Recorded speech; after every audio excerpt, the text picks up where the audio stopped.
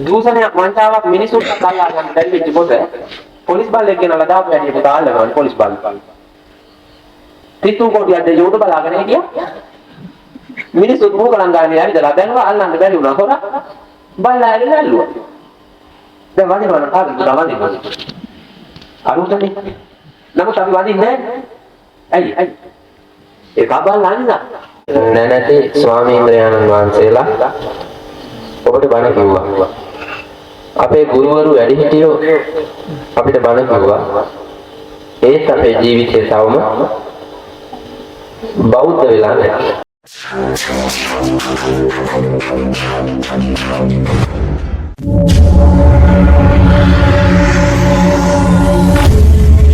කොල්ලා Taman දෙයියෙක් වගේ මම පුතා හිටපු හින්දා තමයි ඔක්කොම කරගත්තේ.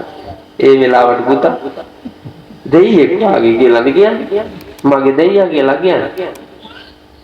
ඒ පිහිට උනේ ඒ ළමයා. ඔය අద్భుත දෙයියෝ නෙමෙයි. මට නම් අවංකවම අපේ ගෙදර බල්ලා තරම් වටින්නේ නැහැ දෙයියෝ. අතරම වටින්නේ නැහැ. දැන් මෙන්න බල්ලෝ හිටියනේ දොහරි හැදිච්ච හරි. හිටියේ බල්ලෝ. ඔය බල්ලෝ ඔයාලත් එක්ක පස්සෙන් ආපිය උන්නේ නෙමෙයි. දැන් මෙතන ඉන්න මේ සමහර අයගේ පස්සෙන් බල්ලෙකුත් ඇවිල්ලා ඕක ඔය ආයිනක ඉඳගෙන ඉන්නවා මේ උන්දලා බන හලයිනකම්. ඇයි? ඒක කියන්නේ. කසාද බඳපු මිනිහටවත් නැතිව මොනාවක් අරුවට තියෙද්දි අරුගෙන් ගුටි කකා ඌට වන්දනා කරනවා මේ රකින්න බල්ලට පිලට බත් දෙනවා. දූෂණයක් වංචාවක් මිනිසුන්ට කල්ලා ගන්න බැරි වෙච්ච කොට පොලිස් බල්ලෙක් ගෙනලා දාපු හැටි පුතා අල්ලනවානේ පොලිස් බල්ල. 33 කෝටියක් දෙය උඩ බලාගෙන හිටියා. මිනිස්සුත් මූකලන් ගානේ ඇවිදලා බැලුවා අල්ලන්න බැරි වුණා හොරා. බල්ලා ඇවිල්ලා ඇල්ලුවා. දැන් වදිනවා නම් කාටද පුතා වදින්නේ? අරුතනේ. නමුත් අපි වදින්නේ නැහැ. ඇයි? ඒක බල්ලා නිසා. ඒ බල්ලාට හොරා අල්ලන තරමට පුරුවක් ඥානයක් අවබෝධයක් දුන්නේ කවුද? මොන දෙයියෝද? මිනිහෙක්නේ පුතා මිනිහෙක් බල්ලගාව බලයක් තියෙනවා කියලා තේරුම් අරගෙන ඒ බලේ ප්‍රයෝජනයට ගන්න හැකි වෙන විදියට බල්ලා නිර්මාණය කරන උත්තමයා මිනිහා. එයින්දා මේ සකල ලෝකයේම ඉන්න ශ්‍රේෂ්ඨතම සතා දෙවි බඹුන් අතර මිනිස්සු. බුදුරජාණන් වහන්සේ අනුදැන වදාළ ශ්‍රී සද්ධර්මයට එකඟව දෙවියන් අතරට යනවාටත් වඩා බඹුන් අතරට යනවාටත් වඩා ශ්‍රේෂ්ඨ වෙන්නේ මිනිහෙක් වෙලා ධර්මාවබෝධයෙන් සෝවාන් සකෘදාගාමි අනාගාමි අරහත් යන මගඵල පිළිවෙලින් නිර්වාණ අවබෝධය ලබන ඒ සම්‍යක් දෘෂ්ටිය පහළ වෙන්න ඍජු දැක්ම ලැබෙන්න බණ අහන්න. එහෙම බණ අහලා පරිණත ඍජු දැක්මක් එන ඔබට චිත්ත මස්ස පසීදති මෙලව ජීවිතයේ සතුටක් පරලොව ජීවිතයේ සතුටක් සංසාර දුක් නිවා ලබන සදාකාලික සතුට නැමැති අමා මහ නිර්වාණ ලාභය ලැබීමේ වාග්ය වාසනාවත් ලබන්නට පුළුවන් ශක්තිය උදා වෙනවා. ඒ සඳහා තුනුරුවන්ගේ අනන්ත ගුණ බලය ජයශ්‍රී මහා බෝහාමුදුරුවන්ගේ පීඨ ආරක්ෂාව දලදා හාමුදුරුවන් වහන්සේගේ උතුම් බුද්ධ තේජානුභාවයේ බලය කරන කොටගෙන ලොකු කුඩා හැම දෙනාටම ලැබේවා ලැබෙත්වා ලැබෙම්වා කියන හැඟීමෙන් සාදු කියලා බණ අහන්න ලෑස්ති වෙන්න. පින්නතුන් දැන් තමයි බණ ඔච්චර වෙලා බණෙහි වටිනාකම මම මොකද්ද මාතෘකා කළා බණ ආගන දෙති කිංසුද විත්තං පුරිසස්ස සෙට්ටං කිංසු සුචින්නෝ සුඛමාවාති කිංසු වේ සාදු තරං රසානං කතං ජීවින් ජීවිතමාහු සෙට්ඨං සත්තිද විත්තං පුරිසස්ස සෙට්ඨං ධම්මෝ සුචින්නෝ සුඛමාවාති සච්ඡං වේ සාදු තරං රසානං පඤ්ඤා ජීවින් ජීවිතමාහු සෙට්ඨං. ඒ තමයි මාතෘකාව. මේක තියෙන්නේ පුතේ සූත්‍ර පිටේ. ආලවක සූත්‍රය. ඒ ආලවක සූත්‍රයට අයිති ගාථා රත්නයන් දෙකක් මම ඔබට මාතෘකා කළේ මේ වෙලාවේ බණ කියන්නේ. පුංචි වෙලාවක් අරගෙන මම ඔබට අලව් යකා හා බුදුහාමුදුරුව අතර ඇති වුණු විවාදයේ ප්‍රතිඵලය ඊටම සාන්ත සුන්දර සුගම ප්‍රතිඵලයක් කියන දැක්ම ඇති කරමින් යකා එදා නිර්වාණගාමී වී සුවපත් වූවා යම්සේද ඔබේ ජීවන ගමන සරුසාර කොට මෙලොව පරලොව අභිවෘද්ධිය කෙලවර සසර දුක් නිවන්නට මේ උතුම් ගාථා රත්නයන් දෙකෙහි අරුත ප්‍රයෝජනයට ගන්න. බුදුහාමුදුරුවෝ ජීවමානව ඉන්න කාලේ අදටත් වඩා රෞද්‍ර ගොරහැඩි සමාජයක් පුතා. ඇයි ලංකාවේ දැන් තියෙන්නේ ආගම් අපේ ඇහැට දැක්මේ හැටියට ප්‍රධාන ආගම් තුනයි. ඉස්ලාම්, හින්දු, කතෝලික. බෞද්ධ දර්ශනය තියෙනවා පුතා. බෞද්ධ දර්ශනය තියෙනවා. බෞද්ධ දර්ශනය අනුගමනය කරන බෞද්ධයෝ, හින්දු භක්තිකයෝ, කතෝලික බැතිමතුන්, ඉස්ලාම් බැතිමතුන් කියන අය.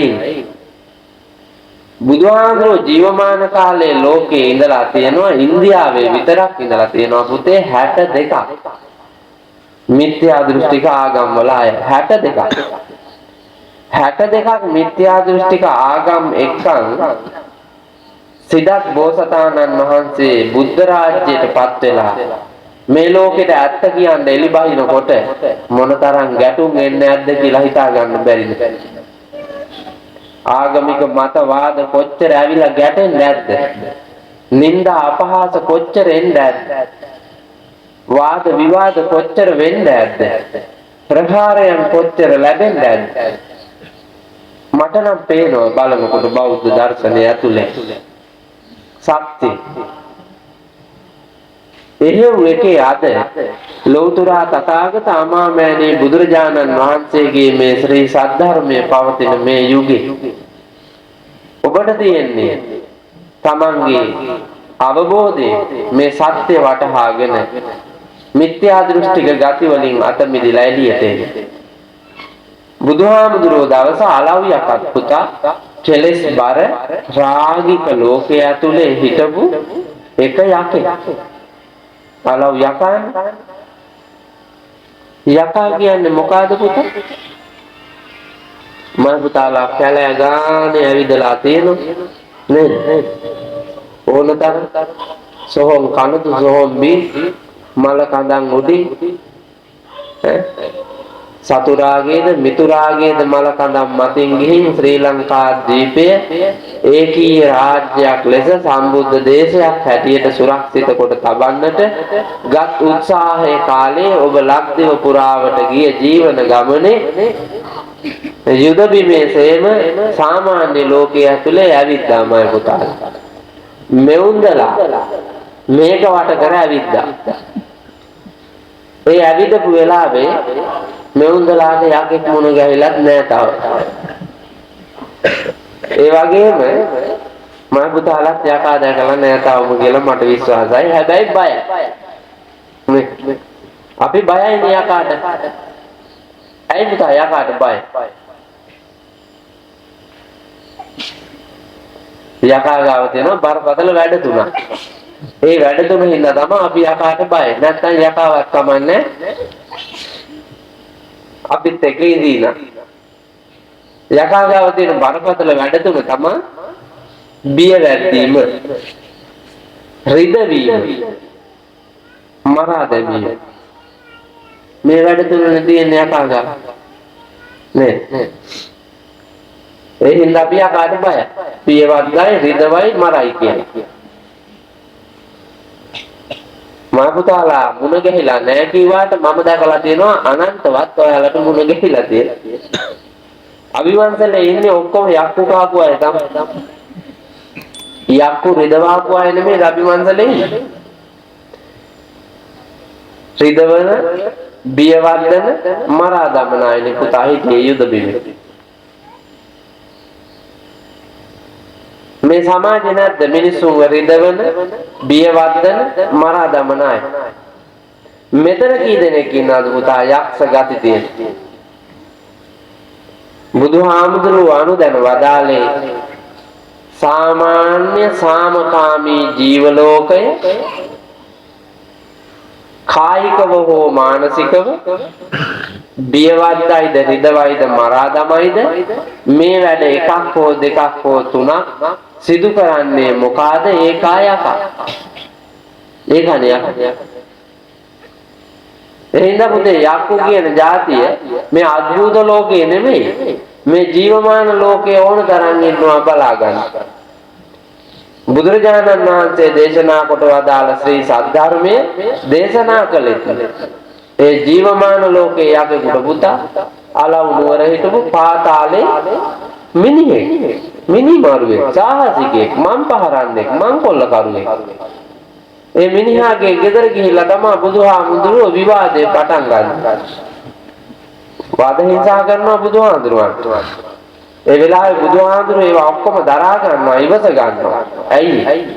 මේ මිනිහාගේ නිර්වාණය කරාගෙන යන්නට, මේ මිනිහාව සුගතිගාමී කරන්නට, ඒ මිනිහාගෙන් බාධා පැමිණ වෙන ලෝකය සතුටින් නිරුපද්‍රිතව තියන්නට ඒ පරිසරය නිර්මාණය කරනවා බුදුහාමුදුරුවෝ.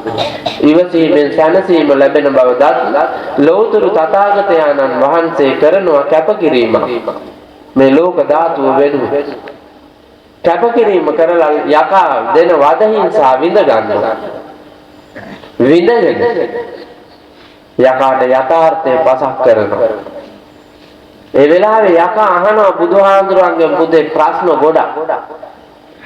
බවත් ගෞතමේ මං තමා එකවර මරන්නේ වද දීලා මරන්නේ. මම මේ අහන ප්‍රශ්න වලට උත්තර දුන්නේ නැත්නම් කකුලෙන් අල්ලලා ඉස වටේ කරකලා මහ පොළවේ ගහනවා. මහ පොළවේ ගහලා මූදට විසිකන්න කලින් මම මේ අහන ඒවාට උත්තර දෙන්න ඕනේ කියලා බුදුහාමුදුරන්ගෙන් ඇහුවා පුතා ප්‍රශ්න ගොඩක්. එකෙන් හතරක් මම මේ මාතෘකා කියලා. යකාට පුළුවන් බුදුහාමුදුරන්ගෙන් ප්‍රශ්න අහන්න කියලා ඔබට හිතේ. මොකෝ බැරි. දැන් උගත් යක්කු වෙනවනේ පුතා. ලංකාවේ නැද්ද? ඔතන පාර්ලිමේන්තුව දිහා බලන්න ඉගෙන ගත්ත යක්කු කී දෙනෙක් ඉන්නවද? අපේ කැම්ප් වල ඉගෙන ගත්ත යක්කු නැද්ද? ඉන්නෝ කැම්ප් වල ඉගෙන ගත්ත යක්කු. මේ ගම් වල ඉගෙන ගත්ත යක්කු නැද්ද? ඉන්නෝ. ඔය හිරගෙදර ඉන්න තරමක් ඉන්නේ වැඩිපුර පුතා ඉගෙන ගත්ත යක්කුනේ. පැවිදි යක්කුත් ඉන්නවා. මම මේ මෑතකදී බන්ධනාගාරේ බණට යනකොට පැවිදි යක්කුත් හිටියා පුතේ හතරක්.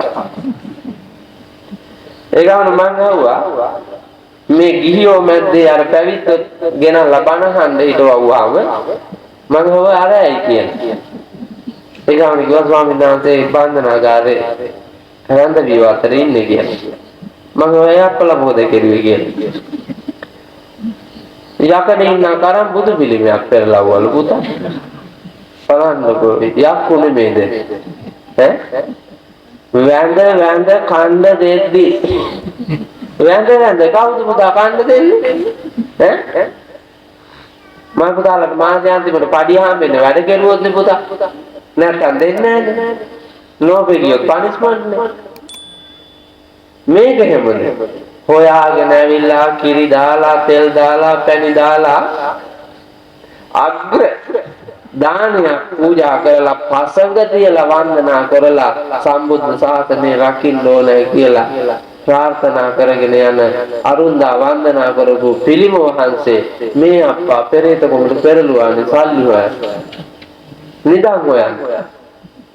මම ඒකම නැහැවුවා තවත් බල බත් කන්න දිදී තියාගෙන ඉන්න මොනවටද කියලා. ඉස්සරහ තියාගෙන. ඒ තරම් පුදා ගිහි පැවිදි ලෝකේ භික්ෂු භික්ෂුණී උපාසක උපාසිකා කියන මේ ජන කණ්ඩායම් කීපයම සම්බුද්ධ ශාසනය රකින්නේ කියලා බුදුරජාණන් වහන්සේ බාර දුන්නේ. ඒ අතරේ පුතා යක්ෂාවේශය ඇති වෙච්චි මිත්‍යා දෘෂ්ටික ගති තියෙන කෙලස් බර ලෝකයේ ගිලුණු රාගික හැඟීම් වලින් මුසපත් වෙච්ච මිනිස්සුත් ඉන්නවා. ඒ නිසා අවබෝධයෙන් ගිහි පැවිදි අපි ඔක්කොම භික්ෂු භික්ෂුණී උපාසක උපාසිකා අපි ඔක්කොම හිතට අරගෙන රෞද්‍ර ගති නිමා සිසිලස සෙනෙහස උපදින්නා වූ ප්‍රඥාව වැඩෙන්නා වූ සිතුම් පැතුම් මත ජීවත් වෙන්න ක්‍රියාව මත ජීවත් වෙන්න මහන්සි ගන්නවා. ඒකට හොඳ සූත්‍රය ආලෝක සූත්‍රය. අලවියක ඇහුවා පුතේ ප්‍රශ්න ගොඩක්. ඒ අතරින් හතරක් තමයි මම කියන්න ලෑස්ති වුනේ. වෙලාව තියෙන්නේ චුට්ටක්. පළවෙනි එක තමයි යකා අහනවා බවත් ගෞතමය මට කියන්න ඕනේ කිංසූද විත්තං පුරිසස්ස සෙට්ටං මේ ලෝකේ ශ්‍රේෂ්ඨතම පෝසත අඳුනා ගන්න නම් ඔහු සතුව තිබෙන්න ඕන ධනය මොකද්ද කියලා ඇහුවා. බලන්න මොකක්ද ප්‍රශ්න? පෝසත්ම මිනිහා අඳුර ගන්න ඔහු ළඟ තියෙන්න ඕන ධනය මොකද්ද? පුළුවන් නම් කියන්නකෝ පුතා. මොකද්ද? ඔයාලා ගණන් හදලා බලන්නේ පඩියේ කීයද? රත්තරන් කොච්චර තියෙයිද? ඉඩම් කොච්චරක් තියෙයිද? එන යන වාහන කොහොමද? ගේ දොර කොහොමද?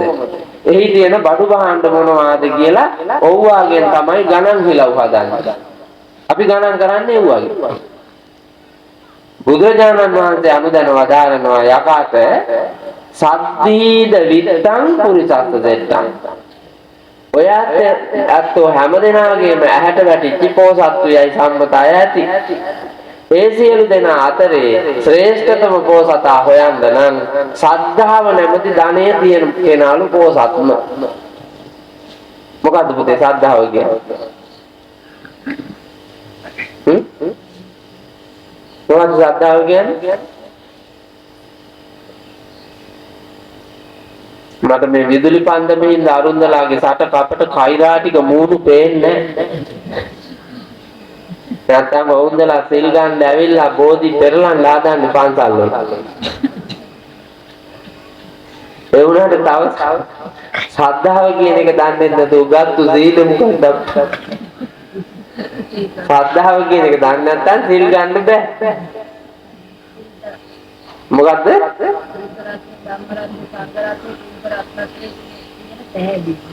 ත්‍රිවිධ රත්නය කෙරෙහි තියෙන පැහැදීම. පහුගිය කාලේ මීයල්ල ඇවි ගියා අම්මලා පැහැදිලා. අර හාඳුරු හිරේ යන කම්ම කියන්නේ. එතකොටම නතර වුණා. අර හාඳුරු හිරේ යනකොට මෙවුන්දලා නතර වුණා. ඒකෝලා නතර කරගත්තා කියමු. ඊට පස්සේ පුතා දොළු කන්ද කියලා එකක් ආවා. දොළු කන්දේ හාඳුරු හිරේ යනකම් මෙවුන්දලා ගියා. පොකුණ පිරිත් කෙරුවා බලන්නකෝ සද්ධාව මෙවුන්දලා ඒකොල්ල අර පොකුණේ ඉහිගෙඩියෝ යරුවයි මෙව්වයි ඔක්කොම තියෙන පොකුණේ වතුර එකක් අරගෙන බීලා මෙවුන්ලගේ සකල දරුවාන්ගේ තිබ්බ වසංගත හොඳ වුණා කියලා කිව්වා. දැක රත්නත්‍රයේ කෙරෙහි පැහැදිලිව කියන එකම එන්න ඕනන්නේ බුද්ධ ධම්ම සංඝ කියන ත්‍රිවිධ රත්නය අවබෝධයෙන් ඇති කර ගනු ලබන පැහැදිලි වෙන්නේ. අවබෝධයෙන් ඇති කර ගනු ලබන පැහැදිලි. නැත්තම් වැඩක් නැහැ. දැන් අපේ අම්මලා අප්පච්චිලා සිල් ගන්න ආපුවාම පුතාලා සිල් ගන්න ආපුවාම භාවනා වැඩසටහන් වලට සම්බන්ධ වෙනකොට බද්ධ පරියන්කෙන් අර්ධ බද්ධ පරියන්කෙන් මෙවුන්දලා ඉඳගෙන කියනවා. මම අහගෙන ඉඳලා තියෙනවා. උඩ දිශාවේද යට දිශාවේද උතුරු දිශාවේද දකුණු දිශාවේද නැගෙනහිර දිශාවේද බටහිර දිශාවේද වයඹද ගිනි කොළද දස දිශා භාගයේහිම සිටින සියලු සත්වයෝ සුවපත් වේවා, නිදුක් වේවා, නිරෝගී වේවා, නිවන් දකිත්වා කියලා මෙවුන්දලා පතනවා. ඒගොල්ල ගෑනිත් එක්කම බද්ධ වෛරයි. මිනිහත් එක්ක බද්ධ වෛරයි. දරුවොත් එක්ක බද්ධ වෛරයි. අසල්වැසියොත් එක්කම වෛරයෙන් මෙවුන්දා ඉන්නවා. අතනදි පුතේ එහෙම කියනවා. පුංචි සීමාවක් නෙමෙයි අල්ලලා තියෙන්නේ. දස දිශාවේ. දස දිශාවේ. ගෙදරේ උන් නැතුව. ගමේ උන් නැතුව දස දිශාවේ කිව්වනම් කමක් නැහැ. ඔයාලගේ වෛරක්කාරයෝ ගල්කිරියාගම නෑනේ. ඔයාලගේ වෛරක්කාරයෝ ඉන්නවා නම් ඉන්නේ මේකෙම තමයි. පවුලේ පඳුරේ නෑදෑයෝ අතර තරහකාරයෝ වැඩි. ඇයි පුතායි? බෙදා ගන්න තියෙන්නේ ඒ අයට. වැඩිපුර තරහ වෙන්නේ ඒ අය. අරවා බෙදා ගන්න දරුවෝ. එතකොට මෛත්‍රිය කරන්න ඕනේ මේ වෙලාවටනේ. නමුත් එහෙම මෛත්‍රියක් නැහැ. ඒකට සදහැති සිතක් උපදවා ගන්න ඕනේ. සදහැති සිතක්. තුනුරුවන් කෙරෙහි ශ්‍රද්ධාව පහළ වෙනවා නම් ජීවමාන ලෝකයක් තියෙන්න ඕනේ. දැන් මගේ පන්සල පටන් අරගෙනත් අවුරුදු 8යි, මේ පන්සල පටන් අරගෙනත් අවුරුදු 8යි. මගේ පන්සලේ තියෙන ධර්මශාලාවේ පුතේ 2000කට වාඩි වෙන්න පුළුවන්. ඒ ටයිල් අල්ලලා වේදිකාවේ 10 තුන්තියන් සමාධි බුද්ධ ප්‍රතිමා වහන්සේ නමක් වැඩ ඉන්න තාලෙට හදලා ජනෙල් දොරවල් දාලා විදුලි පවංකා හයි කරලා විදුලිය දාලා ශාලාව හදලා තියෙනවා. දෙපැත්තේ තියෙනවා දෙපැත්තට වහල කෑලි දෙකක්. ඒකෙත් පුතා 1000ක් විතර වාඩි කරලා ඔක්කොම 2000ක් වාඩි කරන්න පුළුවන් ධර්මශාලාවක් මං හදලා තියෙනවා මගේ තැන. හැබැයි මට පුතා එක 1000ක්වත් නැහැ. මෙහෙට ඉන්නවා 80ක්. මට එක 1000ක්වත් නැහැ. නැතුව මං හැදුවා. මං ඔයාලගේ පන්සලේ නැති සංඝාවාසයක් හදලා තියෙනවා ලස්සන. ඒ වගේම පුතා මං විහාරයක් මේ දවස්වල හදනවා. පුංචි විහාර මන්දිර හදලා තියෙනවා. ජයශ්‍රීමා බෝහාමුදුරුවන්ගේ අංකුරයක් ගෙනල්ලා වඩමෝලා කඳු මුදුනේ රෝපණය කළා තියෙනවා. ජනවාරි මාසේ බෝධි ප්‍රාකාරයක් හදනවා. මහත්තයෙක් ඇවිල්ලා බාරගත්ත පුතා කෝටියක් වියදම් කරලා ඒ ටික හදන්න. දැන් මේ දවස්වල පාරට තාර දාලා ඉවර කෙරුවා. මම මේ උදේ ඉඳලා වැඩ කරලා ආවේ. දැන් මේ දවස්වල එතන තියෙන කළු ගල් ටික කඩනවා. කළු ගල් ලෝඩ් 15ක් විතර ඕනේ. ඒක මං කඩනවා. බැරි නෑ හිතුවා.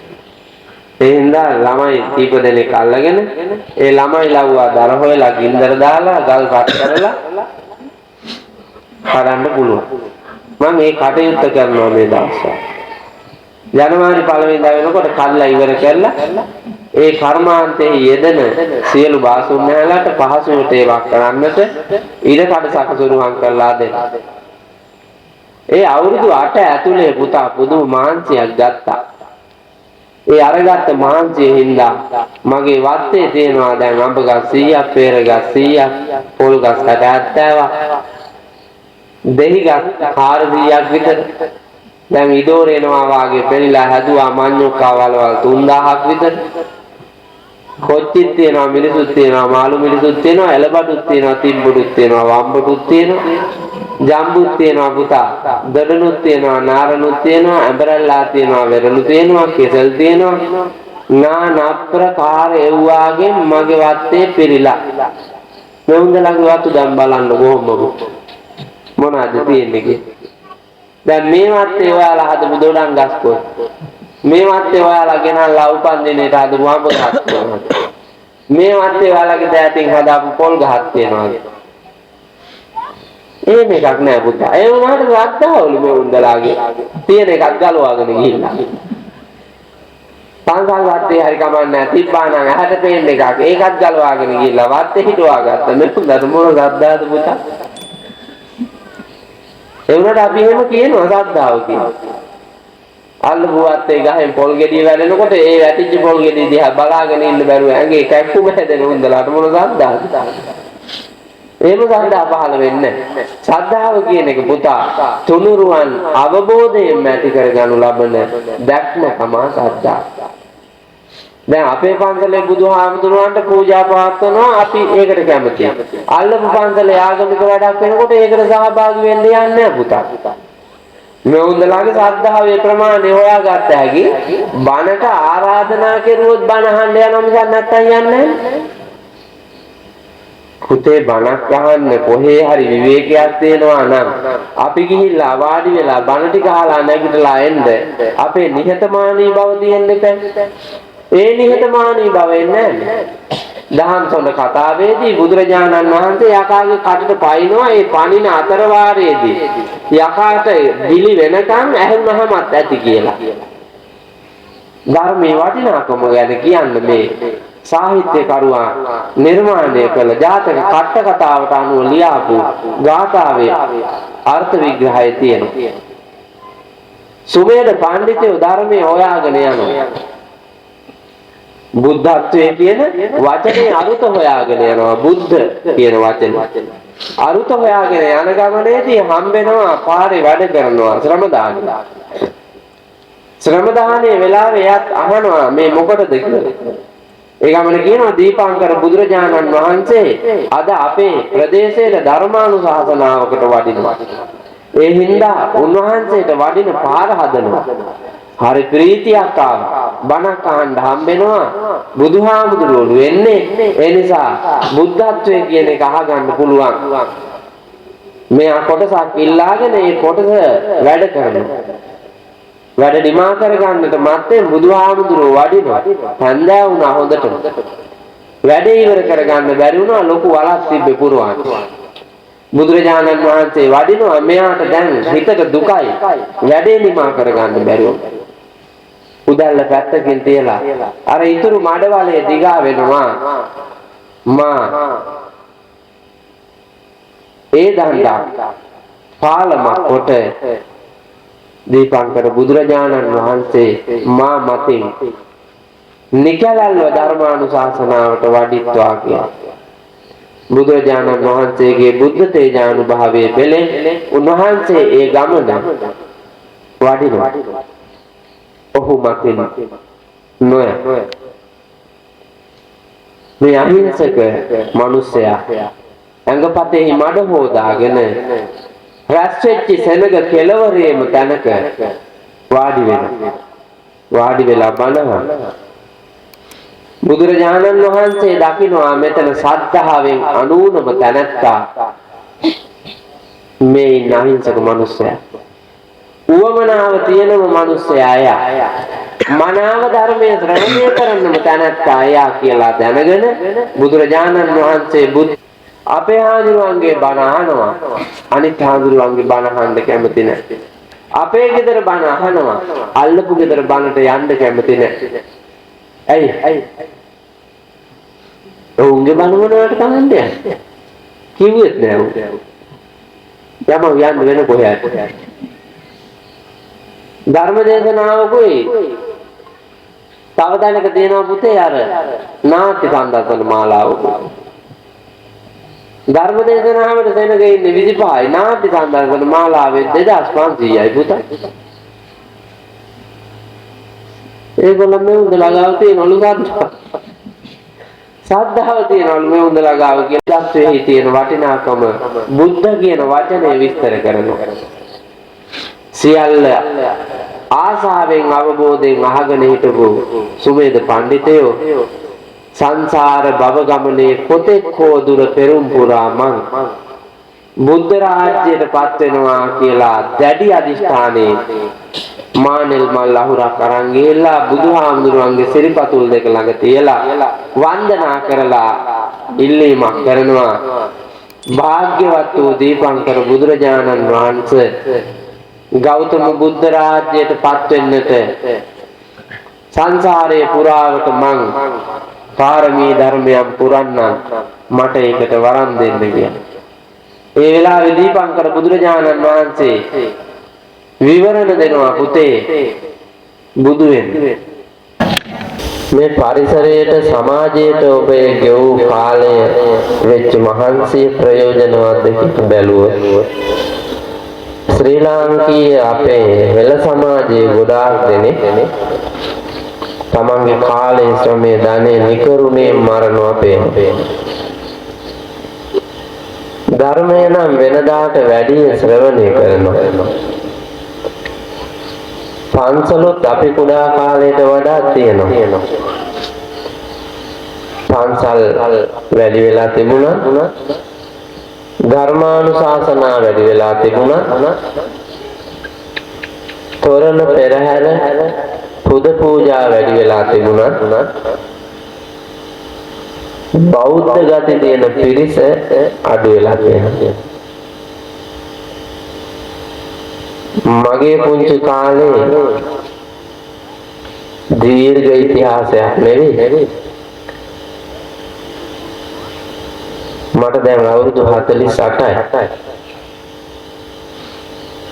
ගිහි ජීවිතේ අවුරුදු 23ක් හිටියා මම. පැවිදි ජීවිතේ අවුරුදු 25ක් හිටියා මම. අවුරුදු 25 පැවිදි ජීවිතේ